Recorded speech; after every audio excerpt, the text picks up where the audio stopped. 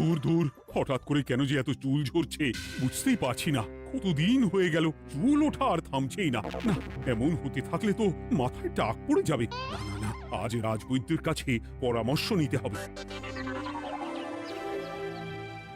কি ব্যাপার মহারাজ, আজ আপনাকে এমন চিন্তিত দেখাচ্ছে কেন?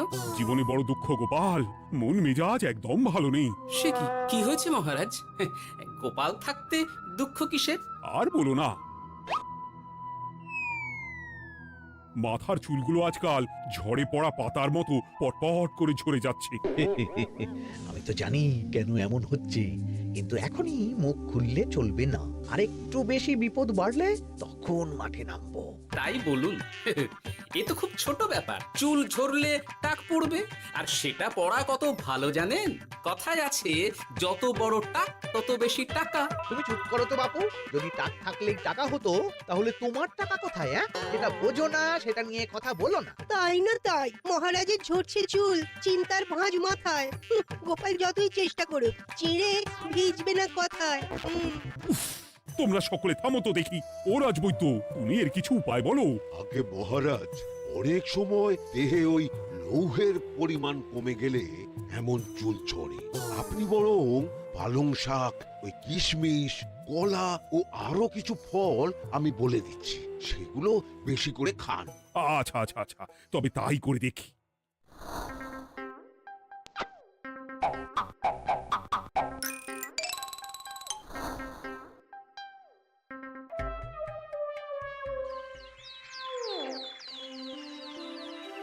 ও রাজবৈদ্য, তোমার কথা মতো শাক পাতা ফলমূল সবই তো খেলাম, চুল ঝরা বন্ধ তো হলোই না।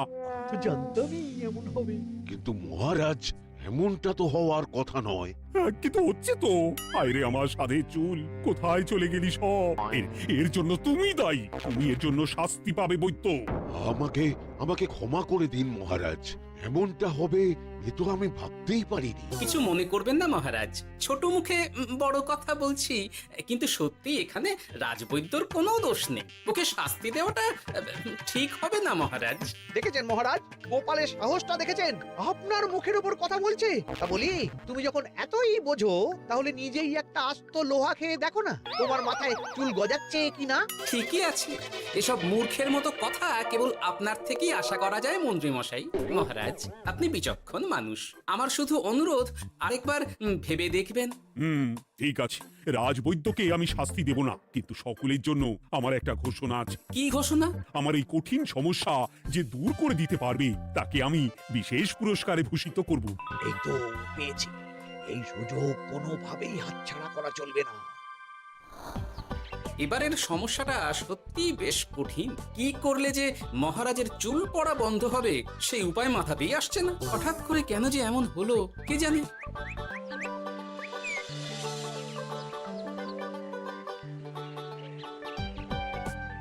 ও মা, তুমি এসে গেছো?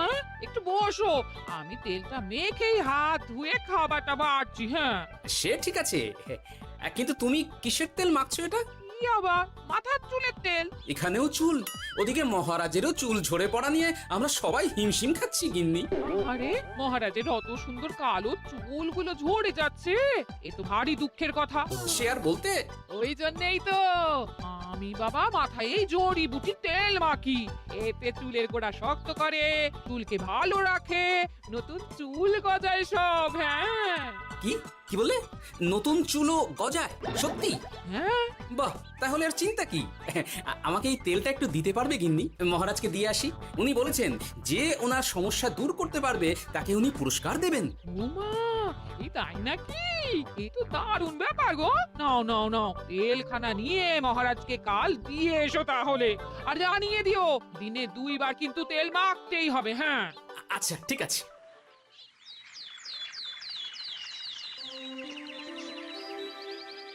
কোনো উপায় খুঁজে পেলে তোমরা? আগে মহারাজ, আমি আপনার জন্য নকল চুল বানিয়ে এনেছি।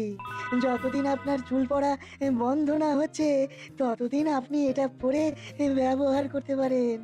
সে তো বুঝলাম, কিন্তু নকল চুল তো আর আসল চুলে জায়গা নিতে পারবে না বিজ্ঞানী। আসল চুলের কথা ভেবে আমি আপনার জন্য কেশুত্তে পাতা এনেছি মহারাজ। আচ্ছা বেশ, তা গোপাল, খুব তো আগের দিন বকবক করছিলে, তুমি কি এনেছো শুনি?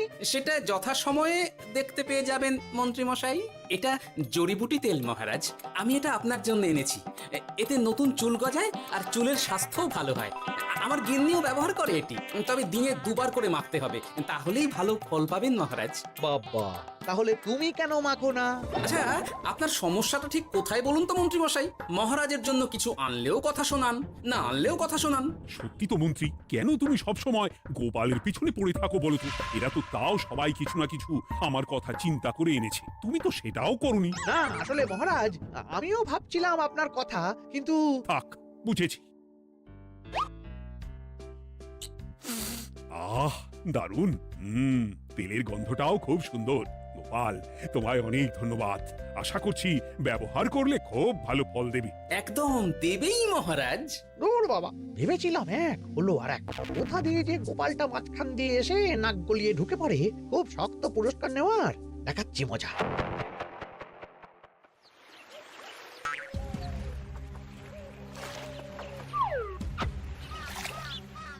এবারে গোপালের তেল দিয়েই সব কিছু তোল পার করব।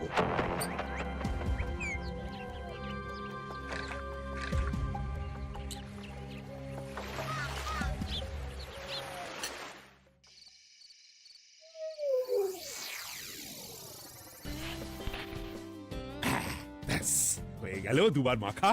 গোপাল বলেছিল এতেই ভালো ফল পাবো, কিন্তু এখন মাখার পর মাথাটা কেমন জ্বালা জ্বালা করছে মনে হচ্ছে। হয়তো নতুন চুল গজাবে বলে এমন হচ্ছে, কাল সকালে বোঝা যাবে। এতক্ষণে বোধ হয় ছোট ছোট চুল গজিয়েই গেছে। কি এটা চুল গজানোর তেল ছিল নাকি পড়ে যাওয়ার? হে ভগবান, যেটুকু বাকি ছিল সেটাও ঝরে পড়ে টাক পড়েই গেল। গোপালই হলো যত নষ্টের গোড়া। আজ আসুক সভায়।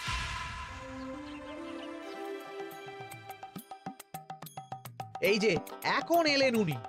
ও কি মহারাজ, আপনি এমন কাপড় মাথায় জড়িয়ে বসে আছেন কেন? তুমি আর এমন প্রশ্ন জিজ্ঞাসা করো না গোপাল, তোমার দয়াতেই মহারাজের এমন অবস্থা। মানে? মানেটা আমি তোমায় দেখাচ্ছি, দাঁড়াও। এই যে গোপালের দেওয়া তেল মেখেই আমার এমন হয়েছে, আর তার জন্য আমি তোমাকে কোনোদিনও ক্ষমা করব না গোপাল। বিশ্বাস করুন মহারাজ, আমার গিন্নিও মাখে এই তেল, কিন্তু এমন কিছু তো এখনো পর্যন্ত ঘটেনি। আমি আর কিচ্ছু শুনতে চাই না। আমার মাথা ভর্তি চুল আমি ফেরত চাই। যতদিন না আমার মাথার সব চুল ফিরে আসছে, ততদিন আমি তোমার মুখও দেখতে চাই না। মহারাজ, আপনার কোনো চিন্তা নেই, আমি তো আছি। এবার এই সমস্যার একটা সমাধান আমি করেই ছাড়বো। কি ব্যাপার, মন্ত্রী মশাই এত লাফাচ্ছে কেন? এসবের পেছনে আবার ওনার হাত নেই তো? না, ব্যাপারটা পরে দেখতে হচ্ছে।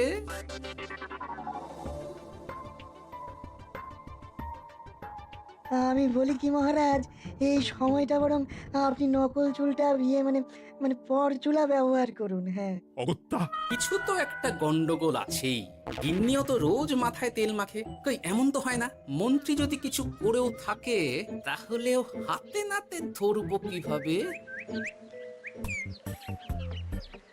ও কি গো গোপাল দাদু, এখন এই সময় তুমি রাজসভা ছেড়ে এখানে? তোদের দাদু আর রাজসভায় যাবে না রে?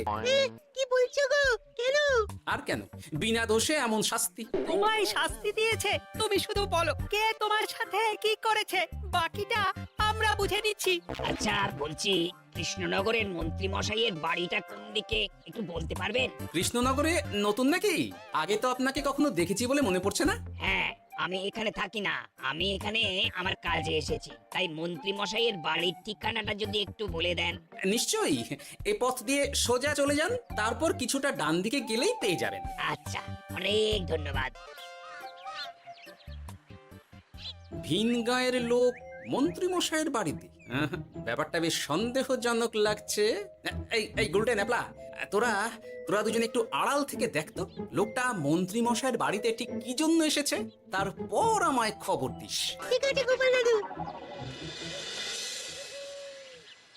তোমার আবার এখানে আসার কি দরকার ছিল?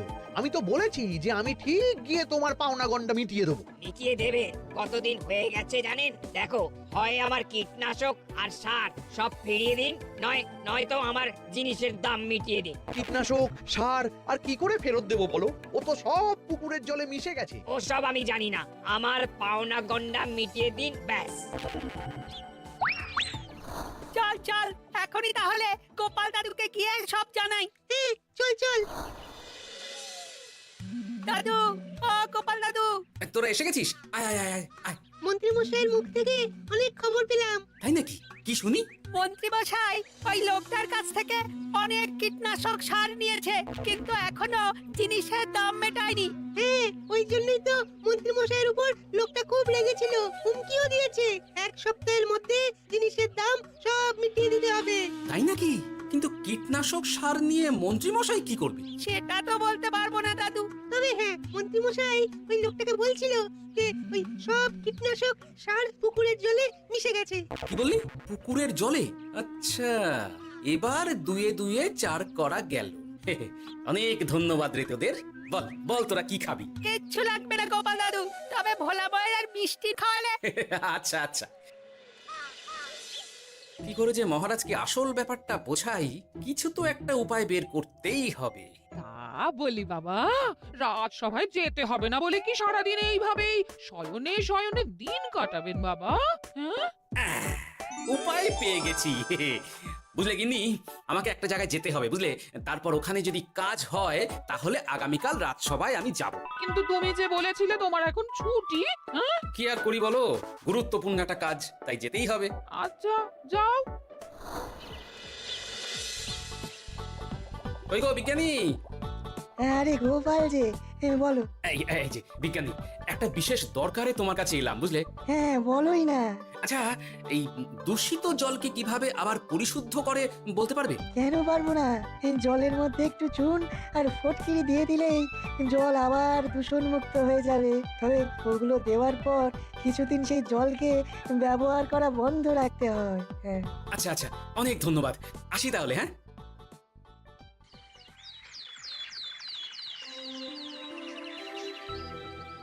ছায়া পড়েছে, ছায়া পড়েছে। আমি বেশ বুঝতে পারছি তার ছায়া পড়েছে এখানে। কার ছায়া পড়েছে? আজকাল তোর মাথা থেকে অনেক চুল ঝরে পড়ছে, তাই না? আগে হ্যাঁ সাধু বাবা, আপনি একদম ঠিক কথা বলেছেন। ও বাবা, এই আবার কোথা থেকে উদয় হলো? আরে আমি একা গিয়ে সেই স্নানের পুকুর পরিদর্শন করতে চাই। যথা আজ্ঞা বাবা।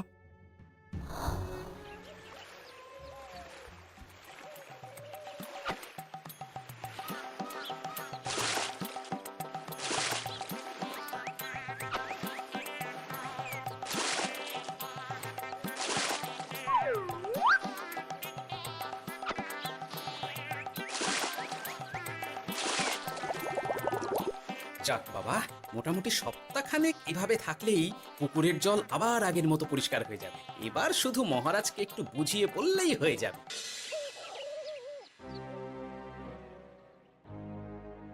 কি বুঝলেন সাধু বাবা? আমার অনুমানটাই ঠিক ছিল। পুকুরের জলে কালো ছায়া পড়েছে, কুদৃষ্টি পড়েছে, তাই এমন হচ্ছে। সে কি?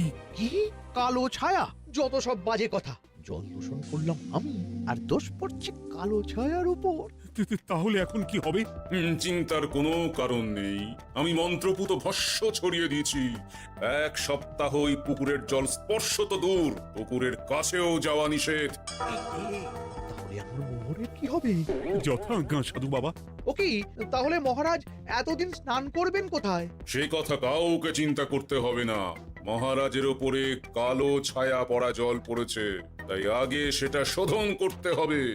আমাকে তাহলে কি করতে হবে সাধু বাবা? আমার শিষ্য গোপাল আমাকে আগেই এই বিষয় জানিয়েছিল। আমি তার হাত দিয়েই তোর স্নানের জল পাঠিয়ে দেব। তাই আগামী 1 সপ্তাহ সেই জল দিয়েই তোকে স্নান করতে হবে। কি গোপাল? দেখছো তো মন্ত্রী, গোপাল আমাকে কত ভালোবাসে।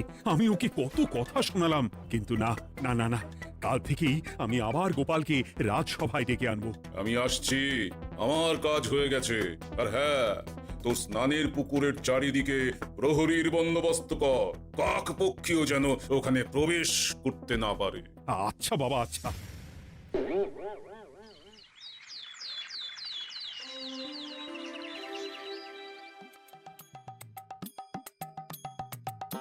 গোপাল, তোমাকে আবার এখানে দেখতে পেয়ে আমার খুব ভালো লাগছে। তোমার গুরুদেব গতকাল এসেছিলেন, কিছু মনে করো না। না বুঝেই তোমাকে অনেক কথা শুনিয়েছি। না মহারাজ, আমি জানি আপনি আমাকে খুব ভালোবাসেন, তাই আমি কিছু মনে করিনি মহারাজ। এই নিন, আমি আপনার স্নানের জল এনেছি। হ্যাঁ হ্যাঁ হ্যাঁ, দাও দাও দাও।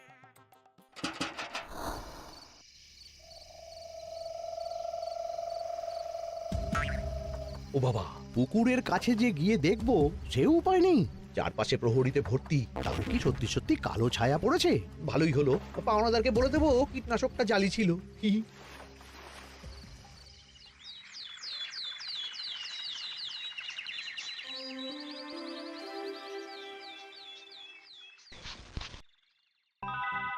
এই তো আমার সেই পুরনো কালো চুলগুলো আবার ফিরে এসেছে। আহা, কি যে আনন্দ হচ্ছে দেখে। আজ 1 সপ্তাহ সম্পূর্ণ হলো। গোপালের জন্য আমার স্নানের পুকুর থেকে কালো ছায়া দূর হয়েছে। আমাকে এই সমস্যা থেকে দূর করার জন্য আমি গোপালকে 100টি মোহর উপহার দিতে চাই। ধন্যবাদ মহারাজ। দূর, আমার আর ভালো লাগে না। সব সময় গোপালই মোহর পায়, এটা তো আমার পাওয়ার কথা ছিল। এদিকে আজকে পাওনাদারও আসবে।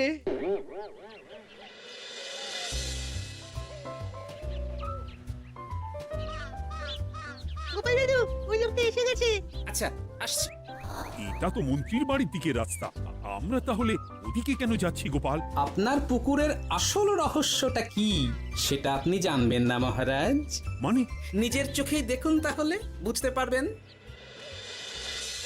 আর একটু সময় দাও আমায় ভাই, এমনিতেও তোমার কীটনাশক কোনো কাজের নয়। কি এখন এসব কথা? আর একদিনও সময় দিতে পারছি না। একটু বোঝো, একটু। সব আমি মহারাজের পুকুরের জলে মিশিয়ে দিয়েছি। মন্ত্রী, তুমি তাহলে সেই কালো ছায়া? মহারাজ, আপনার পর্দা ফাঁস হয়ে গেছে মন্ত্রী মশাই, তুমি তাহলে সবটা জানতে?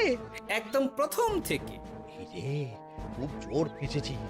এদিকে পাওনাদার, ওদিকে মহারাজ, এখান থেকে কেটে পড়তে হবে। ই! গন্ডগোল করে আবার পালানো হচ্ছে কবে রে? বলো, কেন করেছিলে?